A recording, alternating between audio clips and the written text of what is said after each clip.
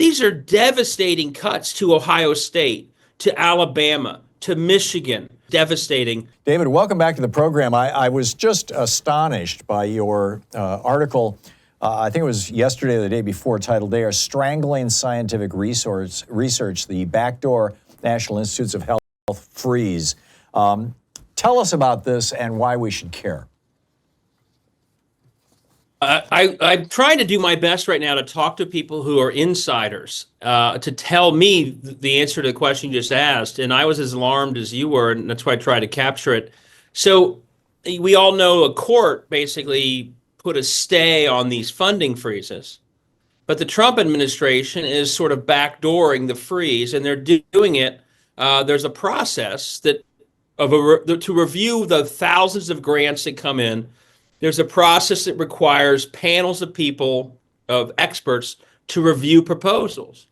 And the law requires that those panel meetings be advertised or posted in the Federal Register. And what the Trump administration is doing is simply not posting the meetings, so they can't happen, so the proposals are not reviewed, and so the money won't go out. They're literally just ignoring the court order through this sort of wrench. And so you already see graphs of NIH money plummeting in the first months of 2025. So it's clearly lawless. Someone on the inside clearly knows what they're doing. But the longer term, and this is what I tried to capture beyond describing this really sneaky way they're stopping giving out grant money, the damage being done if they continue to just not give out NIH money is devastating as a matter of of both national and global health, as a matter of near-term individual cures that are in the pipeline but will get stopped. And as I try and emphasize, and this is sort of more the politician in me, trying to figure out how you get people in Congress to care, these are devastating cuts to Ohio State, to Alabama, to Michigan. You name the red state, the major universities of every state in this country get hundreds of millions of dollars, feeding to thousands of jobs. And if the NIH research is cut off, that's what's going to be lost. So, Tommy Tuberville to, Bernie Marino here, they may cheer for their state's college football team, but if they don't speak up for NIH funding, they are being part of the gutting of the universities in a key revenue source for them. So the damage of this is enormous, both short and long term. And I hope people start to really wake up and make some noise about it. Joe Biden famously had his cancer moonshot, is what he referred to, which was funded through the National Institutes of Health, I believe, an attempt to find a cure for cancer in our lifetimes.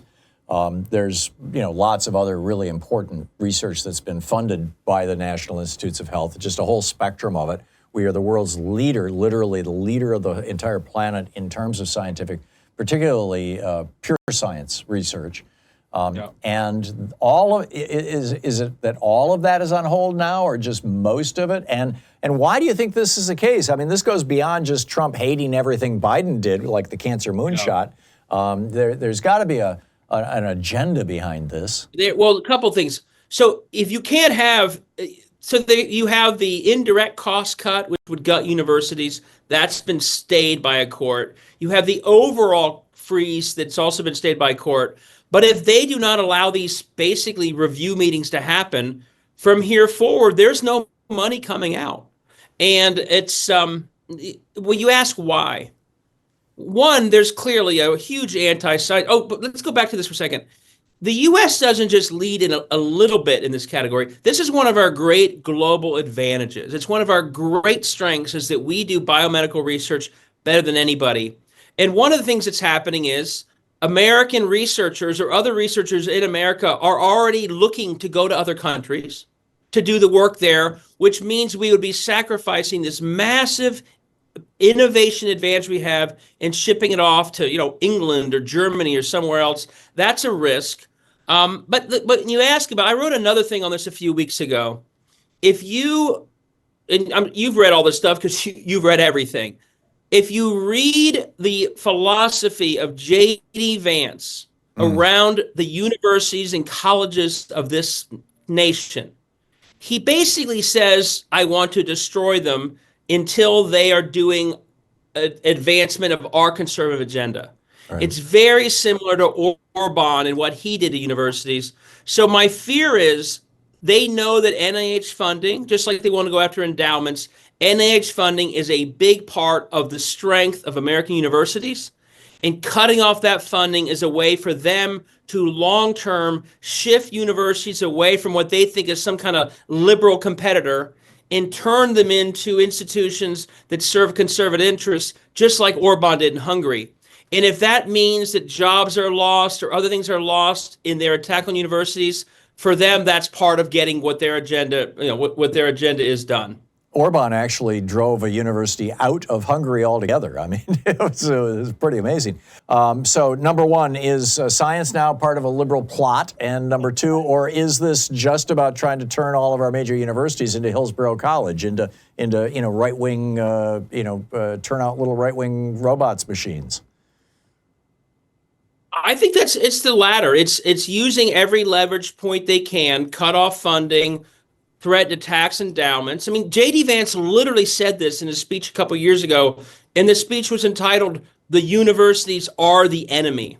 Whoa. And I think the goal here is to do it is the second. It is to use every piece of leverage they can to do what Orban did and convert universities into places that simply advance conservative thought and cut them off at the knees until they do so. I mean, Wow. they basically say that in the wide open. Yeah, yeah. So what can people do about this? I mean, my attitude, and this is one reason I wrote this, I think the politics of this, if people figure it out, are terrible. There are cures right around the corner that will be stopped by this. That's terrible politics, be it pancreatic cancer or children's cancer or Alzheimer's. But also the economic impact of cuts to NIH to the University of Cincinnati, which is a second downtown in the city I live in, or Ohio State, or the Cleveland Clinic, devastating. And people should be calling up their senators and House members, particularly the Republican ones who are saying nothing. And if a senator of Ohio scores points by saying how great Ohio State is, which they all do, we know that, or Tommy Tuberville, they should not sit there and watch the destruction of the universities that many of the states are in the top 5 most important institutions of the state, the identity, the culture, the jobs. So I think there's a lot of politics here to our benefit if we see the threat and we start calling our senators and congressmen and demanding they speak up for institutions that are core to their state's health.